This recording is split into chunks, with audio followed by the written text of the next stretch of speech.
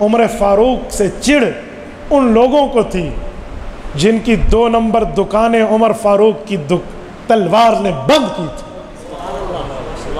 میں تو آج بھی کہتا ہوں عمر سے دشمنی اس کو ہونی ہے جس کے باپ داداؤں کو عمر کی تلوار نے نیزے کی انی پہ چڑھا دیا، جس کی فیملی عمر سے لڑتے ہوئے کٹی ہو، جس کی فیملی عمر کے مقابلے میں اسلام کے مقابلے میں آئی ہو، آج ان کی نسل عمر سے نفرت کرے گی۔ ورنہ جو عمر کے یار تھے وہ عمر کا نام سن کے سینے ٹھنڈ پہ ہو جانی ہے، سینے میں ٹھنڈک کی آ جانی ہے۔ کیوں؟ جیسے عمر کے نام پہ نقطہ نہیں ہے، ایسے ان کے کردار پہ آبجیکشن کہاں آئے گا؟ سنیں، عمر فاروق نے جب حکومت سنبھالی تھی تو رسول اللہ کو دنیا سے رخصت ہوئے 2.5 سال ہوئے تھے۔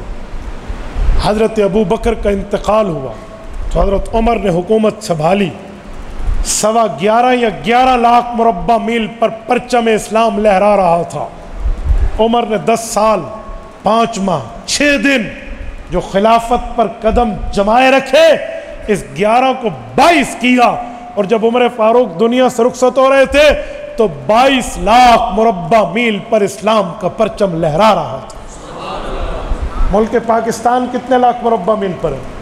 آپ پاک اسٹڈی، جزاک اللہ، آپ پاک اسٹڈی پڑھتے ہیں، معاشرتی علوم پڑھتے ہیں تو 7.5 لاکھ سے بھی کچھ کم ہے، 7.25 لاکھ کے لگ بھگ پاکستان کا کل مربع میل کا رقبہ ہے، اور عمر فاروق 22 لاکھ مربع میل پر ہے۔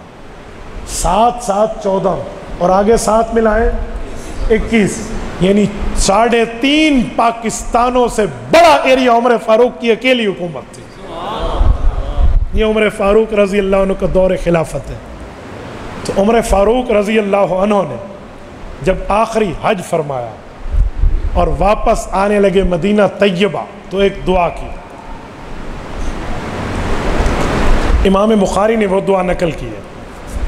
حضرت عمر نے اللہ سے مانگا، میرے مولا میری ہڈیاں کمزور ہو گئی ہیں اور میں بڑھاپے میں مسنون عمر کو پہنچ گیا ہوں، 63 سال تو پوری تھی نا، مسنون عمر میری پوری ہے، سرحدوں پہ جاؤں شہادت لینے تو مدینہ طیبہ کی قبر سے محروم ہو جاؤں گا، اور اگر مدینہ طیبہ میں قبر کی سعادت کے لیے بیٹھوں، شہادت میں سرحد پر شاید مجھے شہادت نہ مل سکے، مولا تو یہ دونوں چیزیں اس عمر کے لیے اکٹھی کیوں نہیں کر دیتا؟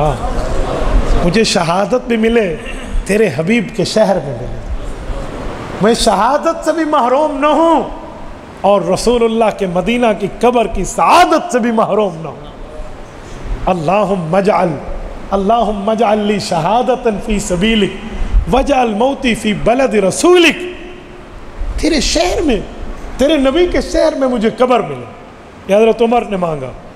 یاد رکھو کئی وقت انسان پر عبادت کر کر کے ایسے آتے ہیں جب بندہ مانگتا ایک ہے ملتی 2 ہے، مانگتا چھوٹی چیز ہے ملتی اس سے بھی بڑھ کے ہے۔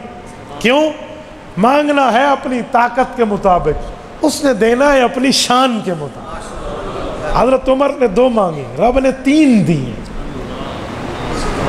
پہلی مانگی اللہ موت شہادت دے دے، دوسری مانگی اللہ حضور کے شہر میں دے دے۔ عمر نے آگے نہیں مانگا، رب نے تیسری دی ہے، شہادت بھی ملے گی، مدینہ میں بھی ملے گی، مصلی رسول پہ ملے گی۔ یہ مقام اور مرتبہ۔ بعض چیزیں ایسی ہوتی ہیں فضائل اعمال میں، حضرت شیخ زکریہ رحمہ اللہ ایک حدیث لائے ہیں، میں نے فضائل اعمال کا حوالہ اس لیے دیا کہ آپ پڑھ سکتے ہیں، وہاں سے اردو کتاب ہے، میں مسند احمد کہوں تو آپ نے کہا ہم نے دیکھی بھی نہیں ہے۔ حضرت شیخ روایت لائے، اللہ کے رسول نے فرمایا، یہ فضائل قرآن میں ہے، من شغلہ القرآن کو پڑھ لینا۔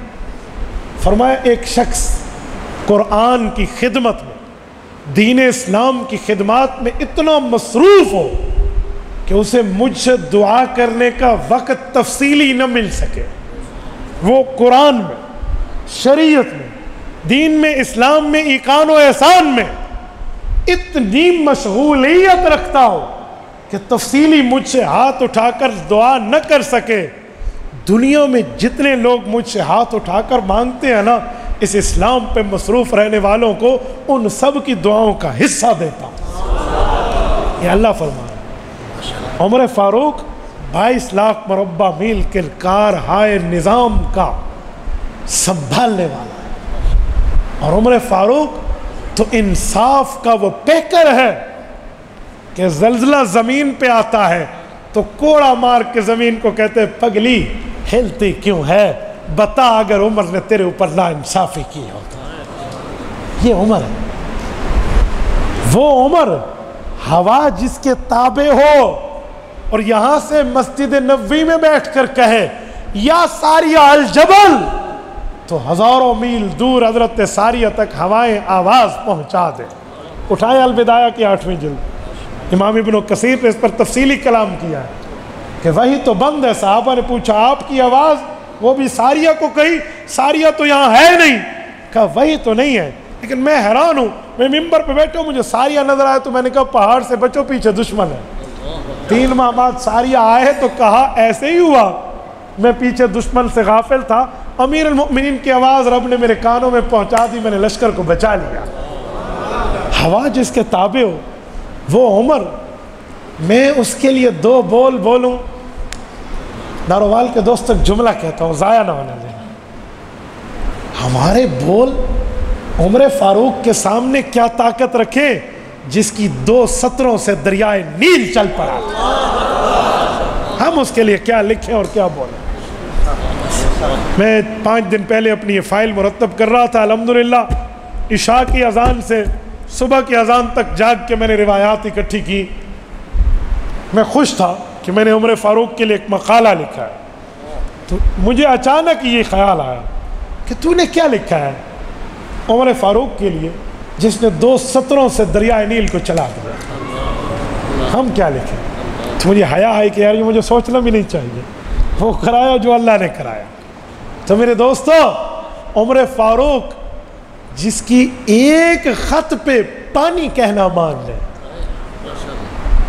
اور وہ عمر جب ہرہ سے آگ نکلی تو تمیم داری نے عرض کیا امیر المومنین ہرہ سے آگ نکلی ہے، رومال دکھا، عمر فاروق کے کندھے پہ جو اس وقت چادر تھی نا حضرت عمر نے اتاری، کہا تمیم یہ لو اور اس آگ کو بھگاؤ۔ حضرت تمیم داری نے اس کو یوں کوڑا بنایا جیسے ہم جانور کو ہانکتے ہیں کہ چل، یوں آگ کو کہا چلو، اور آگ آگے دوڑی اور تمیم پیچھے، جس غار سے نکلی وہاں چلی گئی اور اس نے آگے پتھر رکھ دیا۔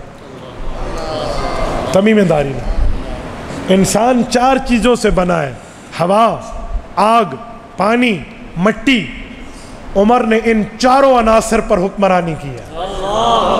پانی پہ نیل چلا، ہوا پر زنیم ساریہ بن زنیم تک آوازیں پہنچی، اور مٹی کوڑا ایک لگا اور زمین کا زلزلہ روکا، اور تمیم داری کو چادر دی اور ہرہ کی آگ بجھی۔ آج انسانوں پہ حکمرانی کرنے والے تو ملیں گے، ہوا، آگ، پانی، مٹی، یہ جو انسان کے عناصر 4 ہے، اس پہ حکمرانی عمر فاروق کی تھی۔ تو عمر فاروق تو ایسے دین میں مشغول تھا، مانگی 2 چیزیں، تیسری رب نے دے دی، شہادت بھی دی، مصلی رسول پہ بھی دی، مدینہ میں بھی۔